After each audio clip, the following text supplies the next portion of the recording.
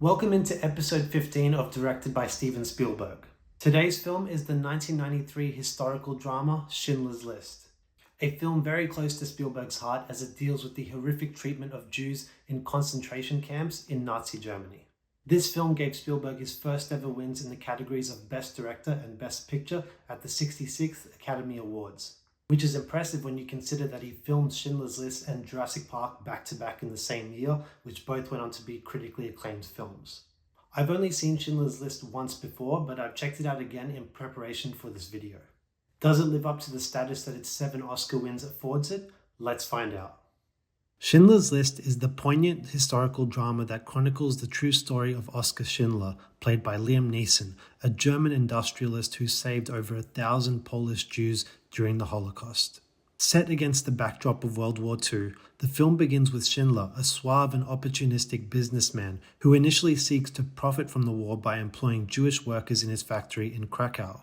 As he witnesses the escalating atrocities committed by the Nazis, Schindler undergoes a profound transformation. The narrative centers on Schindler's growing moral awakening and his covert efforts to protect his Jewish employees from extermination, particularly against the vile Nazi commandant Amon Goth, played by Ralph Fiennes. With the help of his Jewish accountant Itzhak Stern, Schindler compiles a list of essential workers to be spared from the concentration camps. The film powerfully portrays the harrowing conditions faced by Jews, the brutality of the Nazi regime, and Schindler's risky endeavors to shield his workers. As tragic as the events of the film are, Schindler is ultimately successful in saving over 1,100 Jews by the end of the war, contrasted against the 6 million others that were murdered throughout World War II. The end. There are many words that come to mind when describing the masterpiece that is Schindler's List. But if there's one word that perhaps best summarizes this film, it's powerful. Schindler's List is powerful in so many ways. From the displays of horrific violence against the Jews to the reluctant heroism of Schindler himself, the film encompasses so many powerful themes and images that make it instantly memorable to the viewer. This was only my second time watching this film, but I'm struck by how many images from the film are already burnt into my brain. Speaking of our director, if E.T. and Close Encounters are Spielberg's most personal films on a creative level, Schindler's List hits closer to his home than any of his other films, period. As a man of Jewish faith, the subject matter of this film affected him in ways that challenged him to his core. The stress that he experienced making this film is well documented. First off, it was one of 2 large-scale films he was making in one year, the other being Jurassic Park. On top of that, the emotion of this film was so overwhelming for him at times that on one occasion he called his dear friend, the late great Robin Williams, to cheer him up. He went into that phone call with tears of sadness, but by the end he had turned to tears of laughter. With that said, Spielberg is a man on a mission with his directorial prowess of Schindler's List. Every shot is filmed with such purpose and precision, not just for the sake of being creative, but in service of the story and its characters. The first and most obvious technique on display is the black and white picture quality. There are essentially 2 reasons for this choice. The first reason is that Spielberg, in an interview quoted in the book The Making of Schindler's List Behind the Scenes of an Epic Film, Spielberg explained that shooting in black and white represents the lifelessness of the Holocaust itself. Quote, "The Holocaust was life without light." His second reason, as explained by his cinematographer Janusz Kaminski, was to do with capturing it as a sort of documentary, since most imagery of World War II exists in black and white. The only exception in the film is the now iconic scene of the girl in the red coat. She is shown in a scene where she calmly walks through a street whilst carnage is taking place all around her. The significance of showing her in color symbolizes individuality and innocence that serves as a catalyst for Oskar Schindler's transformation. It's an incredibly powerful moment.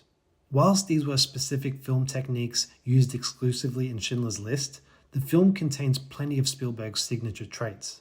The introduction of Oskar Schindler uses concealment to slowly unveil his character. Whilst concealment in his films is normally used to create tension, in this instance it's used to highlight his suaveness, hinting at his love of riches and the finer things. It's a setup to show how ingrained he is within Nazi culture before he eventually turns. This scene is perfectly bookended by the film's final scene and my personal favorite. When Schindler realizes at the end how he could have done so much more is heartbreaking on so many levels. You are naturally inclined to feel that he did the best he could, whilst can also clearly see the truth of his words. It's even more heartbreaking when you realize that he only realizes this once the war is over and he is now a criminal on the run. Speaking of which, I must mention how outstanding Liam Neeson's performance is here, and indeed throughout the entire film. He brings so much gravitas and charisma to the role, his commanding presence acting as a glimmer of hope throughout the dire circumstances. The Spielberg light is present once again to convey a sense of hope around our main character, particularly in enclosed settings with the streams of light shining through the windows. I will add that the Spielberg light, in combination with the black and white color scheme, makes for a more noirish effect at times, which works well in capturing a more anti-hero vibe that accurately applies to Oskar Schindler. Spielberg also utilized handheld cameras for significant portions of the film, especially during scenes of commotion to capture the chaotic atmospheres. I particularly love the introduction of the film's main antagonist, Amon Goth. He's perfectly contrasted against our main protagonist by having them doing exactly the same thing to show how similar they both are in the greater scheme of things, yet it's their choices that set them apart. Speaking of Amon, Ralph Fiennes gives a scintillating performance as the chaotic commandant in charge of the Plaszow concentration camp.